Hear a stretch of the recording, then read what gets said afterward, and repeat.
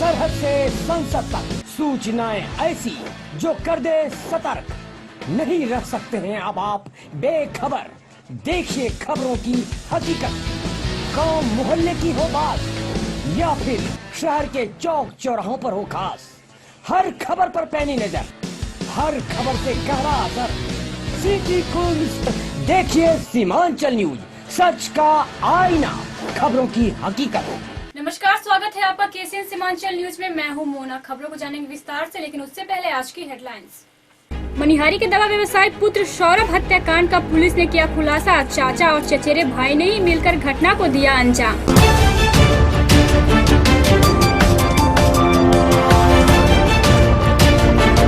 United forum of bank unions के आह्वान पर बंद रही बैंकों की शाखाएं। बैंकों के बंद रहने से ग्राहकों को हुई परेशानी।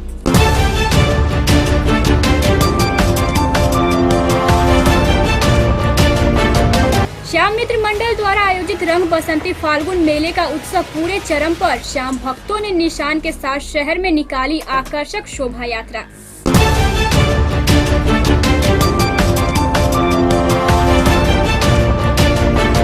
सात सूत्री मांगों को लेकर आंगनबाड़ी सेविका और सहायिकाओं ने किया धरना प्रदर्शन। अन्य राज्यों की तरह बिहार में भी मानदेय बढ़ाने की उठाई गई आवाज।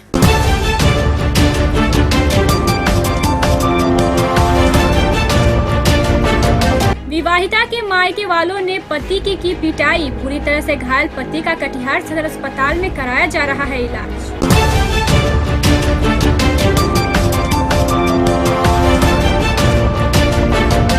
और कड़ी सुरक्षा के बीच कदाचार मुक्त माहौल में मैट्रिक की परीक्षा शुरू। घंटों सड़क जाम से जूझते रहे लोग।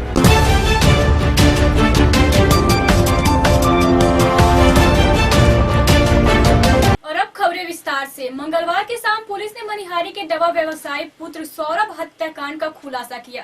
पुलिस अधीक्षक डॉक्टर सिद्धार्थ मोहन जैन की अगुवाई में विशेष टीम पिछले 3 महीने से इस मामले को सुलझाने की कोशिश कर रही थी और आखिरकार पुलिस को सफलता मिली। मंगलवार को सौरभ हत्याकांड के मुख्य 6 आरोपियों में से 5 को पहले ही गिरफ्तार कर लिया गया था, जबकि मुख्य आरोपी रितेश चौधरी को डॉक्टर सिद्धार्थ मोहन जैन ने कड़ी मशक्कत के बाद गिरफ्तार किया। गौरतलब है कि 14 नवम्बर को सौरभ कोचिंग पढ़ने के लिए घर से निकला था और तभी से लापता था। पुलिस ने बताया कि आपसी दुश्मनी में ही सौरभ के चाचा और चचेरे भाई ने मिलकर सौरभ की हत्या की और उसके कपड़े उतारकर उसकी लाश को खेत में गाड़ दिया।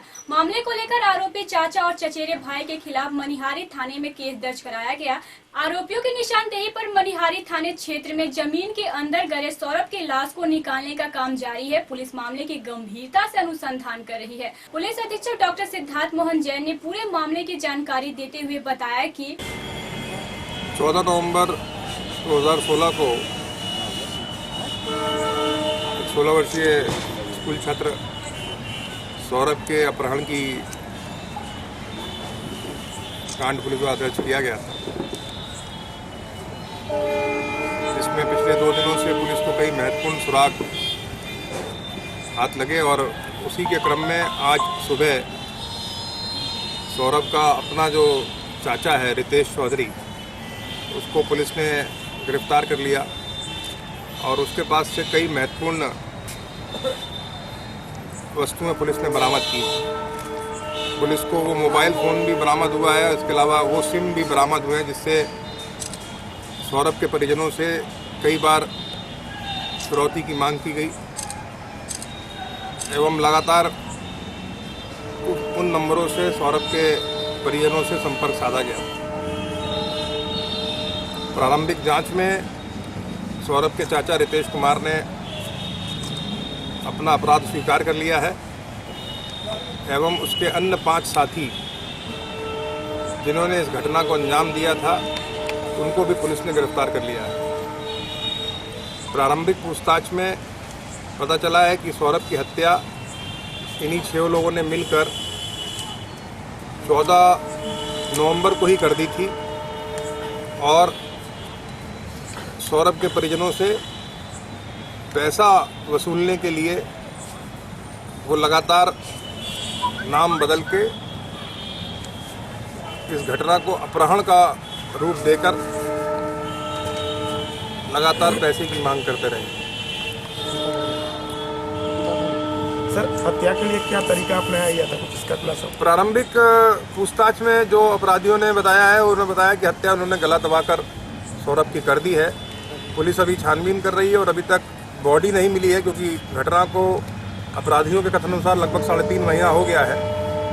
पुलिस उनकी निशानदेही पर घटना में संलिप्त एक अपराधी दीपक झा के खेत में अभी लाश को खोजने का प्रयास कर रही है। सर, मैथ कैसे सुलझा, हत्या की गुत्थी कैसे सुलझी? देखिए, ये हत्या की गुत्थी तो पुलिस को नहीं पता था।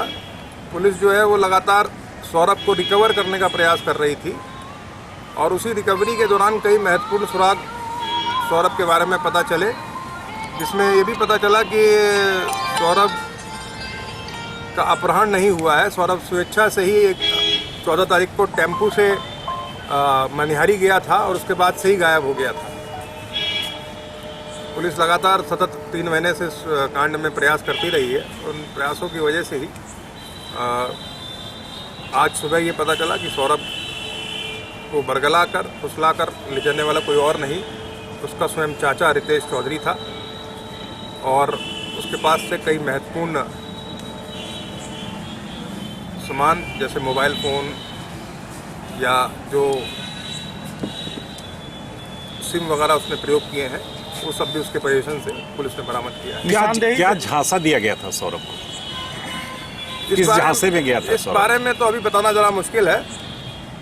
पुलिस अपनी जांच कर रही है, पर प्रारंभिक जांच में क्योंकि सौरभ उसका भतीजा है, संभवतः चाचा के या परिवार के बुलाने पर सौरभ वहाँ चला गया था। निशानदेही से जो मिला है पुलिस को, तो क्या पुलिस अब मान रही है कि पूरे मामले का डिस्क्लोजनेस हो गया है? मैं आपका प्रश्न समझा नहीं। डिस्क्लोजनेस मतलब ये पूरा खुलासा हो गया है इस मामले का, अब हत्या की पूरी गुत्थी सुलझ गई है?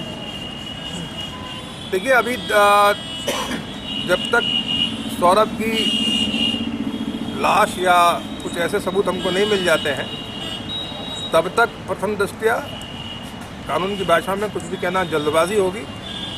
परंतु जितने भी अपराधी थे, वो सभी अपराधियों ने अपनी संलिप्तता इस पूरे घटनाक्रम में स्वीकार कर ली है और पुलिस आगे भी जांच कर रही है। हत्या के पीछे का मकसद क्या था सर? जो हत्या चाचा जो अपहरण किया, उसका मकसद क्या था? अभी तक जो प्रारंभिक जांच में और अपराधियों ने बताया है, उसमें ये पारिवारिक द्वेष का मामला पता लगता है, क्योंकि अपना ही स्वयं का चाचा है और पिछले कुछ सालों में जय कुमार चौधरी जो कि सौरभ के पिता हैं, उन्होंने अन्य भाइयों के मुकाबले में ज़्यादा तरक्की कर ली थी। दुनियावी मामलों में, सांसारिक मामलों में ज़्यादा तरक्की कर ली थी और शायद यही तरक्की का कारण परिवार के अन्य लोगों को खटकता था, जिसके कारण मुझे लगता है कि ऐसी घटना को अंजाम दिया गया। लंबे समय से पुलिस कार्रवाई जो होती है, आखिर तक नतीजा बहुत अच्छा नहीं आया, चूक कहाँ नजर आ रही है? देखिए, पुलिस की कार्रवाई में किसी तरह की कोई कोताही कभी भी किसी भी स्थिति पर नहीं थी। पुलिस लगातार कार्रवाई कर रही थी, परंतु क्योंकि ये परिजन ही स्वयं इस घटना में संलिप्त थे और कई बार स्वयं ये चाचा ही थाने में परिजनों के साथ आया है और पुलिस से लगातार बच्चे को रिकवर करने की दुहाई देता रहा है। इसलिए ना तो परिवार की ओर से, ना ही अनुसंधान में कभी इस चाचा के ऊपर कभी शक गया और ये पुलिस की गहन जांच का ही नतीजा है कि 3 महीने के बाद हम लोग सही अपराधियों को पकड़ने में कामयाब हुए हैं और इस पूरे मामले का उद्भेदन भी हो पाया है। सौरभ के घर वाले आरोपियों के लिए कड़ी से कड़ी सजा की मांग कर रहे हैं।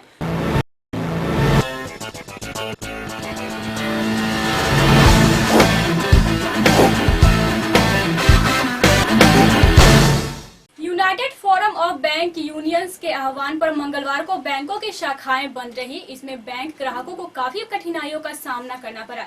इस बंद में ज्यादातर बैंक यूनियनों ने अपनी मांगों को लेकर बैंकों की शाखाओं को बंद रखा। एसबीआई, पीएनबी और बैंक ऑफ बड़ौदा सहित अधिकांश बैंकों ने हड़ताल के बारे में पहले ही अपने ग्राहकों को सूचित कर दिया था।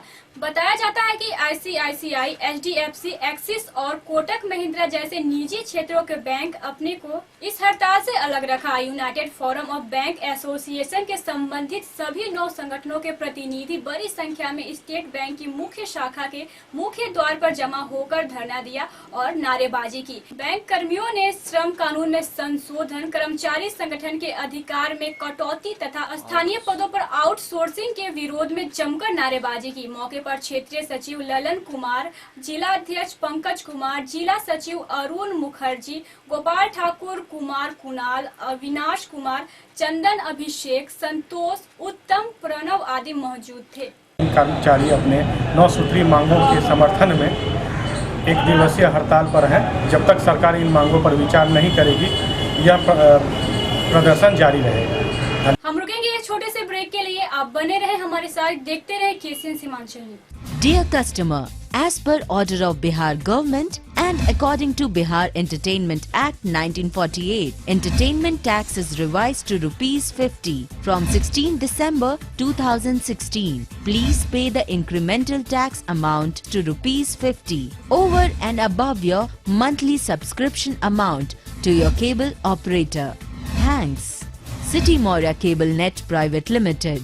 but बिहार सरकार के द्वारा बिहार गजट में दिनांक 16 दिसंबर 2016 को प्रकाशित बिहार मनोरंजन कर अधिनियम 1948 के अनुसार केबल उपभोक्ता को प्रत्येक कनेक्शन के बिलिंग शुल्क के अलावा 50 रुपए प्रति माह मनोरंजन कर देना अनिवार्य कर दिया गया है। अतः 50 रुपए मनोरंजन कर की राशि का भुगतान मासिक राशि के अतिरिक्त देने का कष्ट करें और बिहार सरकार के आदेशानुसार नियमों के पालन करने में हमारा सहयोग करें। धन्यवाद। City Maurya cable net private limited, Patna, Bihar. Break के बाद स्वागत है आपका केसीएन सीमांचल न्यूज में।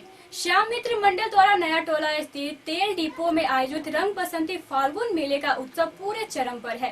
मंगलवार की शाम गाजे बाजे और निशान के साथ पूरे शहर में श्याम बाबा की आकर्षक और भव्य शोभा यात्रा निकाली गई। शोभा यात्रा में बड़ी संख्या में शामिल श्याम भक्तों ने शहर के विभिन्न भागों का भ्रमण किया। विभिन्न कलाकारों द्वारा विभिन्न झांकियों सहित होली महोत्सव के तहत कई कार्यक्रम प्रस्तुत किए गए। 31 घंटे का अखंड ज्योत और बाबा का अलौकिक श्रृंगार श्याम भक्तों के लिए आकर्षण का केंद्र बना रहा। 2 दिनों तक चले इस कार्यक्रम के तहत देश के अलग अलग राज्यों से आए कलाकारों ने विभिन्न देवी देवताओं की झांकी प्रस्तुत कर लोगों को मंत्रमुग्ध कर दिया। इस दौरान कई श्याम भक्त नाचते गाते नजर आए। महोत्सव के अंतिम दिन शोभा यात्रा निकाली गई।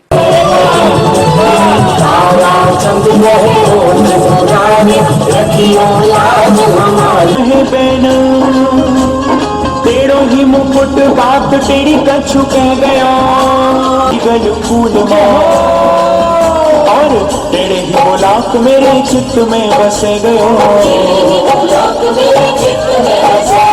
तेरे पग ऊपर नुपुर झनकार करे तेरी बांसुरी बटहेरी लता पटा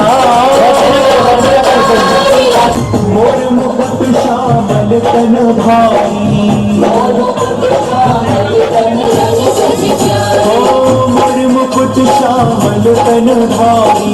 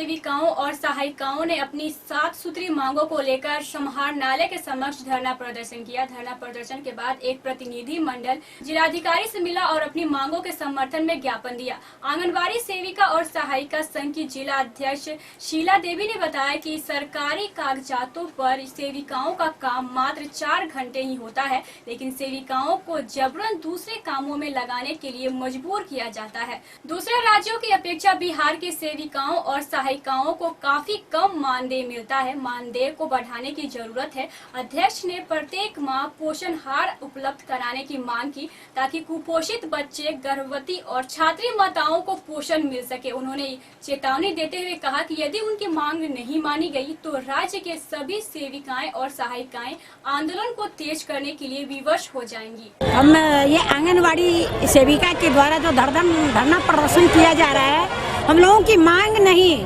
बशर्ते मैं अपनी आप बीती कहने आई हूँ।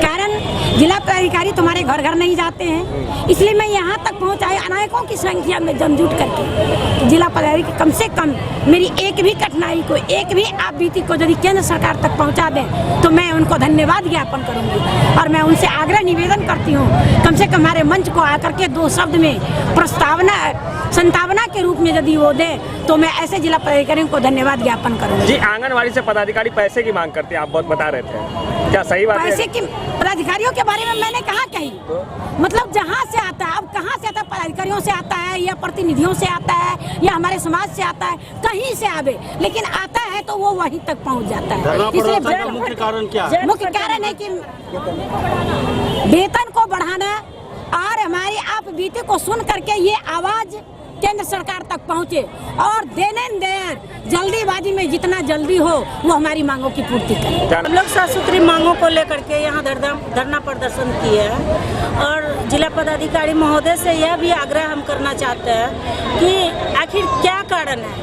क्यों नहीं हमारी बातों को सुनते हैं, राज्य सरकार तक क्यों नहीं वो पहुँचाते हैं। अगर बन सके मेरे जिला पदाधिकारी महोदय से तो हमको बात कराए हुए वो प्रेस कॉन्फ्रेंस के माध्यम से मुख्यमंत्री, प्रधानमंत्री से भी हम जानना चाहेंगे क्यों नहीं हमारी वो बातों को सुन रहे हैं और मान रहे हैं, क्यों नहीं वेतन मान कर रहे हैं, क्यों नहीं यह हड़ताल की अवधि का पैसा क्यों कटौती कर रहे हैं, पैसा क्यों नहीं दे रहा है। और विभाग में हड़ताल होती है तो रविवार को वह उससे काम करा करके मैनेज कर लिया जाता है, हमारा क्यों नहीं मैनेज होता है। और हमारे साथ 10 घंटा तक, 8 से 10 घंटा तक कार्ड लिया जाता है, पर एवज में 100 रुपया मात्र दिया जाता है। फिर हम बिना लेटर का क्यों कार्य करें बिहार सरकार का, ICDS का 6 सेवा ही क्यों नहीं करें हम। इस धरना प्रदर्शन में जिले से कितनी सेविकाएं यहाँ आई? यहाँ 16 ब्लॉक से आई हुई है सारी सेविका।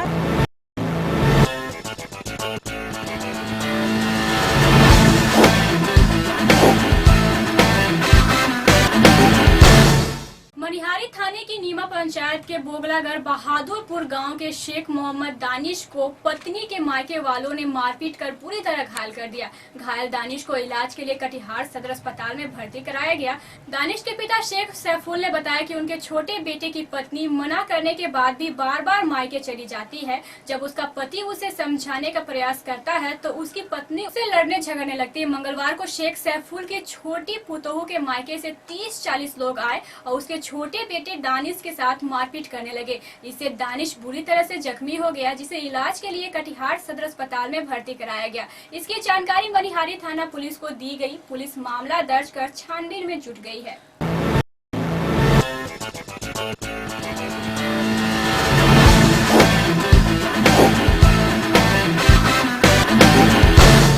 और अब अंतिम खबर। आज से कड़ी सुरक्षा व्यवस्था के बीच कदाचार मुक्त माहौल में मैट्रिक की परीक्षा कटिहार के 45 केंद्रों पर शुरू हो गई। प्रथम पाली की परीक्षा सुबह 9:30 बजे से प्रारंभ होकर 12:45 एवं द्वितीय पाली 2 बजे से प्रारंभ होकर 5:15 तक संचालित की गई। मैट्रिक परीक्षाओं के लिए दूर दराज क्षेत्रों से बड़ी संख्या में परीक्षार्थी कटिहार पहुंचे। परीक्षा को लेकर शहरी क्षेत्र में सड़क जाम की स्थिति पैदा हो गई। तो आज के बुलेटिन में बस इतना ही। आप देखते रहे KCN सीमांचल न्यूज। नमस्कार।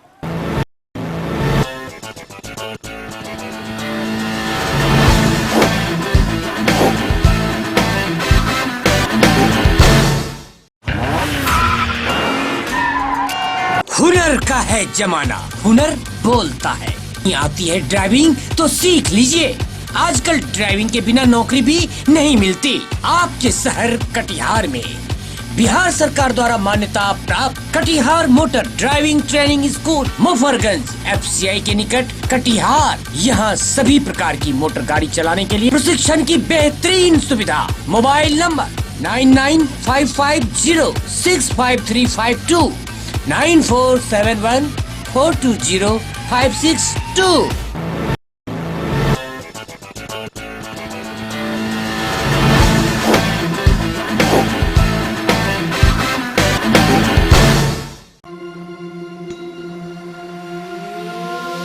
डॉक्टर मुकेश नंदन, जनरल फिजिशियन, अब आपके शहर कटिहार में। Specialist of heart disease, high blood pressure, paralysis, diabetes and stomach disease.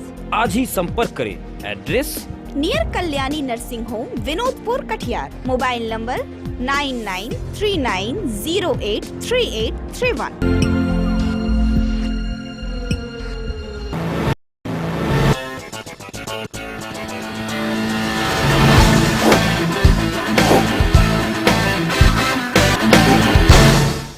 आपका सेट बॉक्स आपका है, आपने उसके लिए भुगतान कर दिया है। इसके बाद अगर कोई दावा करता है कि आप किसी कानूनी पचड़े में पड़ जाएंगे या कोई FIR किया जाएगा, तो जरा सोचिए। यह सूचना और यह धमकी सिर्फ आपको गुमराह कर रही है। ऐसे केबल ऑपरेटर से बचकर रखें जो आपको किसी भी प्रकार से धमकी दे। हर कदम पर KCN सीमांचल न्यूज है आपके साथ। बेहतरीन सेवा के लिए आज ही कनेक्शन के लिए संपर्क करें KCN कुंज केबल नेटवर्क। अब देखिए टेलीविजन नए अंदाज में सिटी डिजिटल केबल टेलीविजन के साथ। अपने पसंदीदा केबल टेलीविजन पर लीजिए मजा डिजिटल क्वालिटी पिक्चर और स्टीरियोफोनिक साउंड का, जहां आप देख सकते हैं आपके पसंदीदा चैनल। साथ ही ले सकते हैं मजा क्षेत्रीय चैनलों का। बस अपने टीवी पर लगाइए city digital set top box, जो आपको देगा 1000 चैनल्स की क्षमता, इलेक्ट्रॉनिक प्रोग्रामिंग गाइड, साथ ही पेरेंटल कंट्रोल सिस्टम, जिससे आप रख सकते हैं अनचाहे चैनल्स पर अपना नियंत्रण। इतना ही नहीं, आप चाहे तो केबल टेलीविजन पर भी तैयार कर सकते हैं अपने पसंदीदा चैनल्स की लिस्ट। तो इंतजार किस बात का, आज ही बुक कराइए city digital set top box और उठाइए डिजिटल केबल देखने का अनोखा आनंद। अधिक जानकारी के लिए संपर्क कीजिए अपने केबल ऑपरेटर से।